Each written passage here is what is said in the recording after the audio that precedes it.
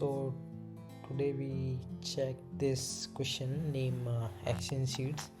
It's a medium level question. So we have a table named seat having two column ID and student. So what the question asks, the question say to swap the seat ID of every two consecutive students if the number of student is odd. The ID of the last student is not swapped. Return the result table ordered by ID in ascending order. So there is a there is a classroom and having seat with number. Okay, so the work for the teacher is to swap the student with the next student.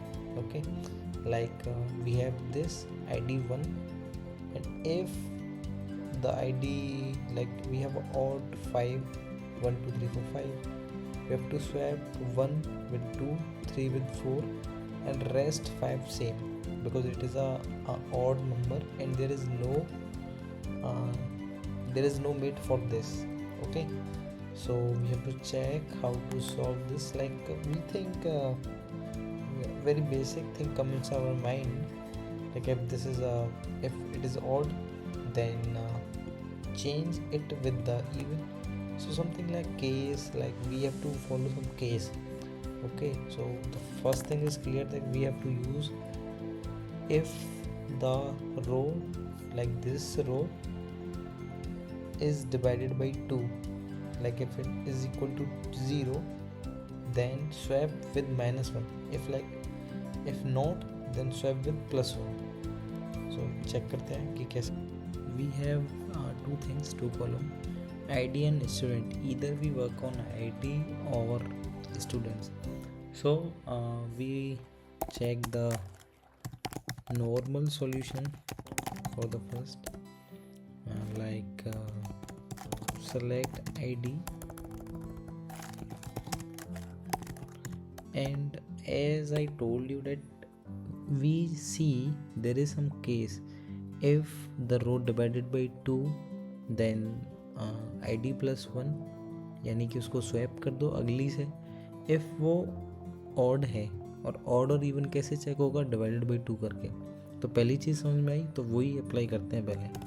So case when ID divided by 2 equal to 1. अब एक case वो नहीं भूलना, अगर last वाली रो odd हुई तो क्या ऐड करना है. तो उसमें क्या है, and ID +1 is less than equal to select max ID from seat.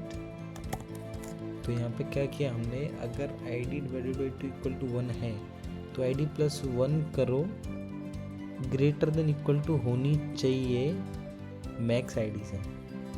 ठीक है, अगर लेस देन होनी चाहिए. अगर ये ग्रेटर हो गई तो ये लास्ट वाली रो होगी, तो लास्ट वाली हमको स्वैप करनी नहीं है, तो वो केस हमको छोड़ना पड़ेगा.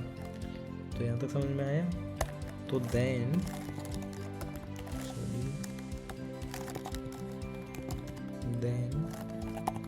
क्या सेलेक्ट कर दो, स्टूडेंट, क्योंकि वही हमको चाहिए. From seat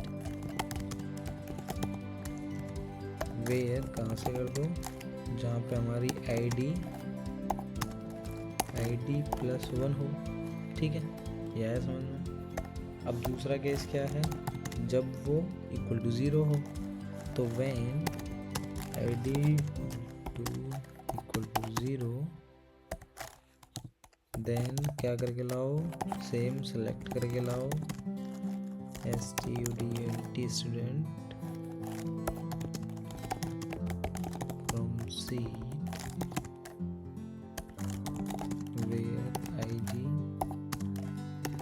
-1. ठीक है, अब पहला केस हो गया जब वो इक्वल टू 1 है, दूसरा जब 0 है. अगर कोई और केस आता है, XYZ को भी आता है, तो एल्स क्या करना है हमको, स्टूडेंट चाहिए हमको तो स्टूडेंट ला के दे दो, स्टूडेंट सिंपल है ना. एंड एज स्टूडेंट, क्योंकि वही हमको कॉलम चाहिए, आईडी एंड स्टूडेंट। अगर आउटपुट में देखा हो तो आईडी एंड स्टूडेंट, तो आईडी हमने ले लिया, स्टूडेंट के हमने केस बना लिए। अब ये आना कहाँ से है, from seat order by ID, जैसा कि उसने बोला कि मुझे ऑर्डर बाय चाहिए आईडी में सेंडिंग। तो देखते हैं अब चलता है कि नहीं।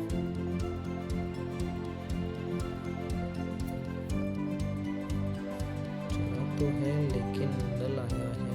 ओके, हम एलियास करना तो भूल ही गए, क्योंकि हम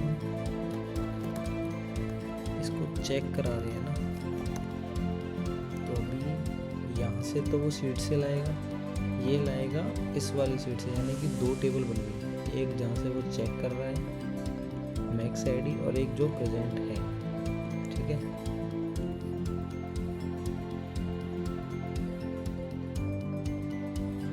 चल गया ना। तो ये हो गया नॉर्मल सॉल्यूशन। अभी देखना है इसका ऑप्टिमाइज वर्जन कैसे करना है। ठीक है, इसको मैं हटा ही देता हूँ, आपको स्क्रीनशॉट लेना हो ले लेना। ठीक है,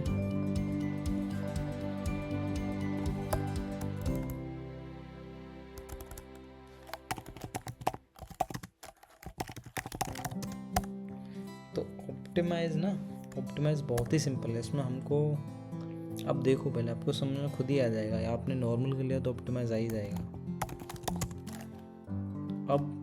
अब देखो, नॉर्मल में हमने क्या किया था, हमने आईडी को ऐसे ही रखा था, हमने स्टूडेंट पर काम किया था। अब भी हम आईडी पर काम करेंगे, स्टूडेंट को ऐसे ही रहने देंगे। तो देखो, select case when ID divided to equal to 1 and ID not equal to same. किसके नॉट इक्वल होनी चाहिए, मैक्स आईडी के। अगर मैक्स हुआ तो वो हमको नहीं लगेगा। नाइस, देन क्या करता हूँ, आईडी -1। दूसरा केस क्या है, was the second case, like the ID 0 then ID -1 else ID and as same ID comma was the second column we need the student from seat, and there is no need for the alias and order by ID. So this is, you see how we optimize our previous normal solution to this, and we check.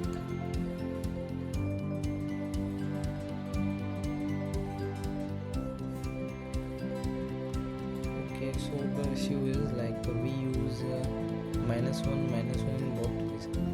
So if the ID is odd, then we have to move +1. Now check.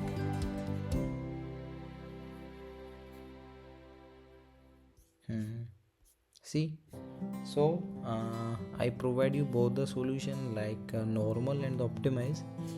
So maybe you understand. So thank you for watching the video.